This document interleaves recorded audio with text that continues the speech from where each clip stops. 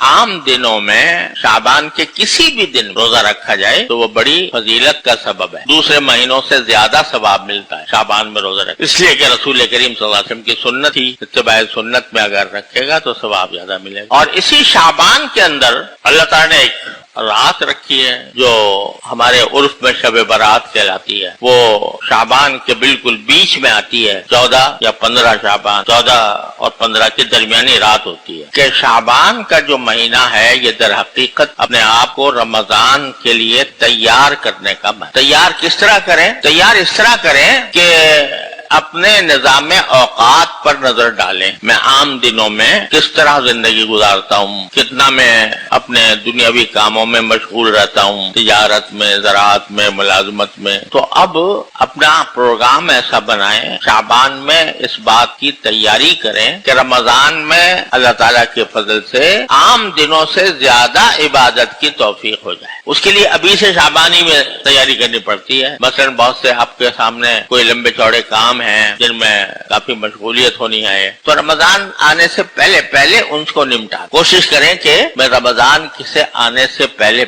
ان چیزوں یا ان کاموں کو نمٹا دوں جو مجھے فوری طور سے درپیش ہیں، تاکہ رمضان میں میری مصروفیت کم ہو۔ بہت سے لوگ تو ایسے ہوتے ہیں کہ جن کے دن اور رات ان کے اپنے اختیار میں ہوتے ہیں، بھئی میں اگر دن میں چھٹی کرنا چاہوں تو کر سکتا ہوں۔ تو ایسے لوگ تو خاص طور پر کوشش یہ کریں کہ رمضان کے مہینہ دوسری مصروفیات سے اپنے آپ کو کنارہ کش کر کے رمضان کے حقوق ادا کرنے کے لیے تیار، اگر اپنے اختیار میں ہے۔ بھئی اور سارے کام بعد میں دیکھیں گے، رمضان کے اندر تو بس اللہ تعالیٰ کی طرف رجوع کا اہتمام کریں۔ اور بعض ایسے حضرات ہوتے ہیں کہ جو اپنے اختیار میں نہیں ہے، ملازم ہے، مثلا ملازم پیشہ، تو اب اس کو تو ڈیوٹی دینی ہے، اور ڈیوٹی دینی ہے تو وہ یہ نہیں کر سکتا کہ بھئی میں اپنی ملازمت کے جو 8 گھنٹے ہیں اس کو 6 گھنٹے کر لوں یا 5 گھنٹے کر لوں، خود اپنے اختیار میں۔ تو اس کے بارے میں نبی کریم سرور عالم صلی اللہ علیہ وسلم سے جو بات ثابت ہے وہ یہ ہے کہ جو ملازم کا جو کہنا چاہیے افسر ہے یا حاکم ہے، اس کو آپ نے ترغیب دی ہے، اس کو یہ کہا ہے کہ بھئی جو تمہارے پاس ملازمت کر رہا ہے تو رمضان کے مہینے میں اس کو ذرا کچھ اس کی رعایت کر لو۔ اور حدیث میں الفاظ یہ ہے کہ من خفف عن مملوکہ فی رمضان خفف اللہ عنہ یوم القیامہ او کما قال صلی اللہ علیہ وسلم، کہ اگر کوئی افسر، کوئی حاکم، وہاں آقا کا لفظ ہے، کوئی آقا اپنے ملازم سے، اپنے غلام سے کام کم لے رمضان میں اور اس کے اوپر تخفیف کا معاملہ کرے کہ بھئی اس کے فرائض میں کچھ تخفیف کر دے، اوقات میں کچھ تخفیف کر دے، تو اللہ تعالیٰ قیامت کے دن اس شخص کے ساتھ تخفیف کا معاملہ کر، جیسے تو نے میرے بندے کے لیے رمضان میں تخفیف کی، اس کے اوقات کم کر دیے مثلا، یا بہت زیادہ بوجھ والا کام نہیں ڈالا، تو جب آخرت میں پہنچو گے تو اللہ تبارک و تعالیٰ تمہاری بھی تخفیف کر دیں گے۔ کیا تخفیف کر دیں گے؟ کہ تخفیف کرنے کا معنی یہ ہے کہ گناہوں کا بوجھ لے کر آئے تھے اعوذ باللہ، تو اللہ تعالیٰ اس بوجھ میں کمی کر دے گا، اس بوجھ میں کمی کر دیں گے۔ تو اگر تم یہ کام کرو گے کہ اپنے ملازم سے، اپنے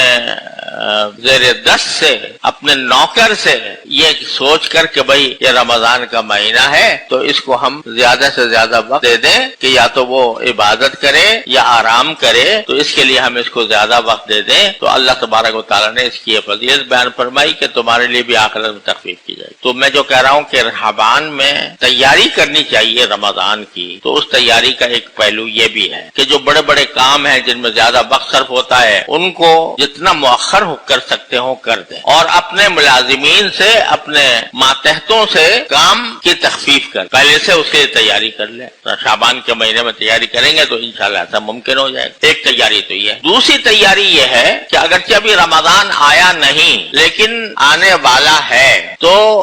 اپنے دل کو اب رفتہ رفتہ اللہ تعالیٰ کے ذکر کی طرف متوجہ کریں۔ اللہ تعالیٰ کے